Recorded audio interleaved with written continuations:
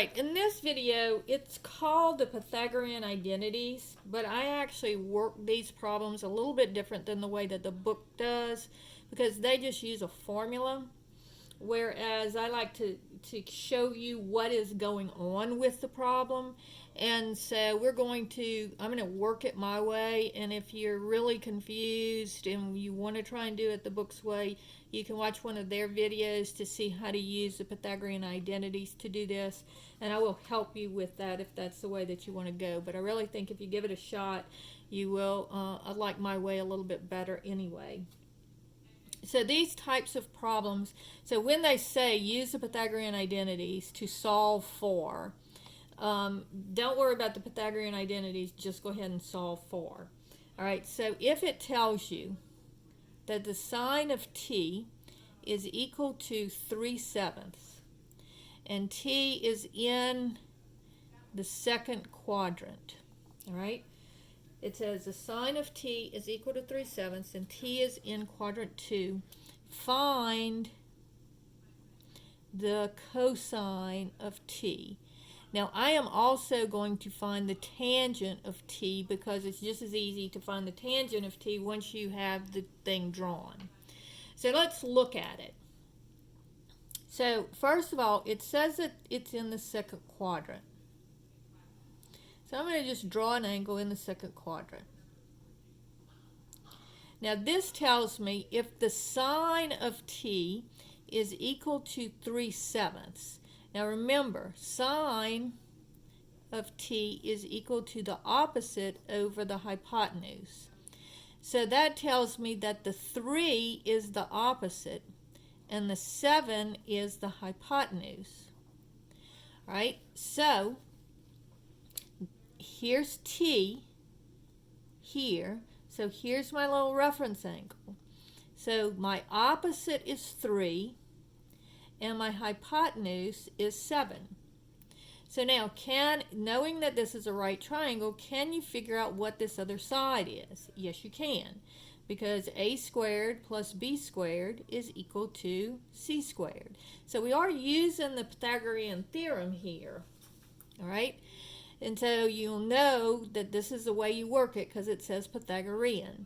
So this would be 3 squared plus b squared is equal to 7 squared. So 9 plus b squared is equal to 49.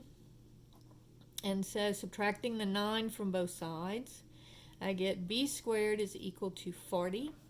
And so b would be equal to plus or minus the square root of 40. Now I do need to simplify that. So this would be, and I do have some videos on simplifying radicals, so I'll get those posted and make sure that y'all have those for simplifying radicals, because you will need to know how to do that, and also on rationalizing denominators. Alright, so what I do is I take out, let's see, is it divisible by 4 or 9 or 25? Well, this is divisible by 4. So, and these are the perfect squares of the first 3 prime numbers. And so just remember, it's 4, 9, and 25.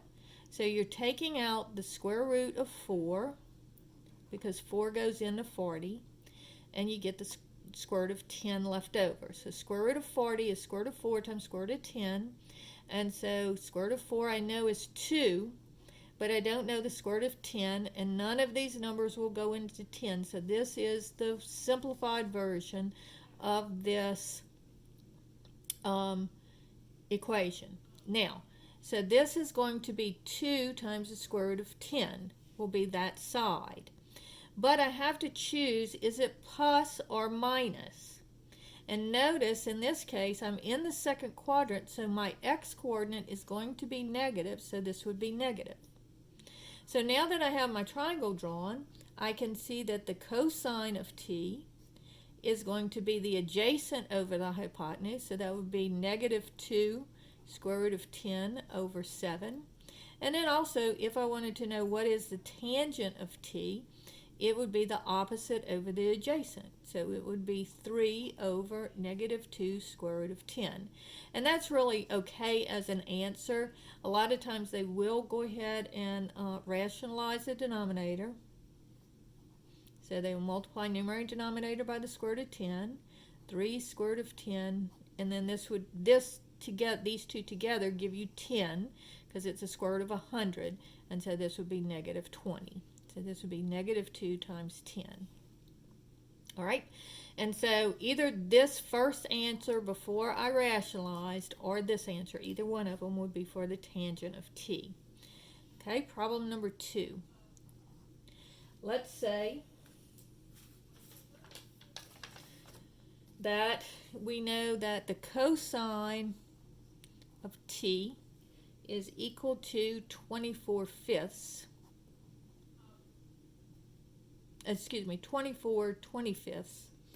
and I know that it's in quadrant 4. So again, I'm going to find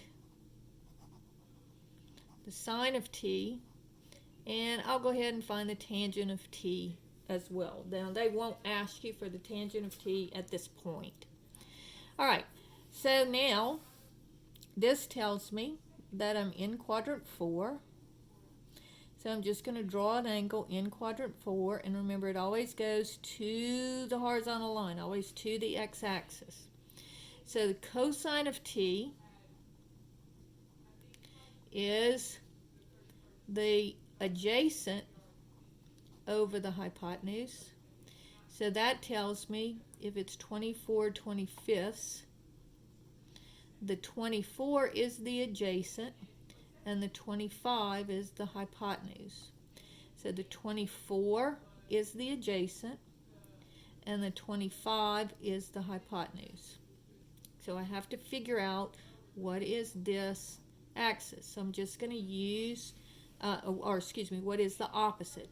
So I'm just going to use the Pythagorean theorem again. So I'll have a squared plus b squared equals c squared. And remember, the hypotenuse is always the longest side.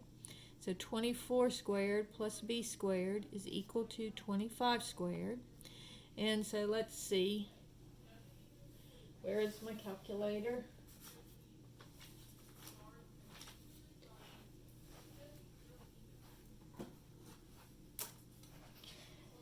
So 24 squared is 576 plus b squared, and then 25 squared is equal to 625. So subtract the 576 from both sides, and I get b squared is equal to, so minus 576 equals 49. And isn't that nice? So b is going to be, take the square root of both sides, you get plus or minus 7, because the square root of 49 is 7. So now I have to decide, is this going to be plus 7 or minus 7? Well, look, this one's going down, so it would be minus 7. All right, so now what is the sine of t going to be? So here's t, all right, and so this is my reference angle, and so opposite over hypotenuse would be negative 7 over 25. And then if I wanted to do what is the tangent of t, it would be opposite over adjacent, so negative 7 over 24. So that's how you do that one. Now let's go ahead and do one in the third quadrant. So let's say that I know that the tangent of t is equal to 3/4. Now they won't give you one like this because they know that because the Pythagorean identities that they're doing just involve sines and cosines. But I'm going to go ahead and throw in a tangent one here because this makes it a little bit more flexible. All right, so we know that the tangent of t is equal to 3/4. It's in the third quadrant. And we want to find what is the sine of t and the cosine of t. All right, so I'm going to draw it here, and it's in the third quadrant down here.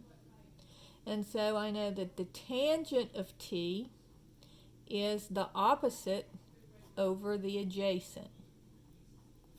And so that's equal to 3/4. So I know my 3 is my opposite, and I know my 4 is my adjacent. So 3 is my opposite, so here's my reference angle here. So opposite is 3 and adjacent is 4. Now notice, we are in the third quadrant, so I do have negative things here. So notice I'm going back in the x direction, so this is negative, and I'm going down with my y, so this is also negative. But notice, if I do divide those two, my two negatives cancel, so my tangent is positive. But I have to look and see what's negative when I'm not in the first quadrant.